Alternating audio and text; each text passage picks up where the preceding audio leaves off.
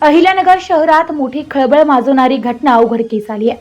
शिवसेना उद्धव बाळासाहेब ठाकरे पक्षाचे शहर प्रमुख किरण गुलाबराव काळे यांच्या विरुद्ध बलात्काराचा गुन्हा दाखल करण्यात आला. एका 21 वर्षीय विवाहित महिलेने नगर शहरातील कोतवाली पोलीस ठाण्यात तक्रार दाखल केली असून आरोपी किरण काळे याला पोलिसांनी ताब्यात घेतलंय.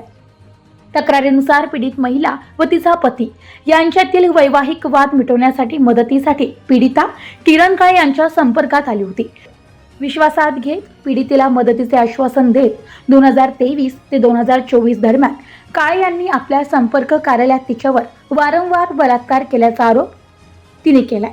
त्यानंतर ही बाब कोणाला सांगितल्यास जीवे मारण्याची धमकीही आरोपीने दिली असेही फिर्यादीत नमूद केलंय.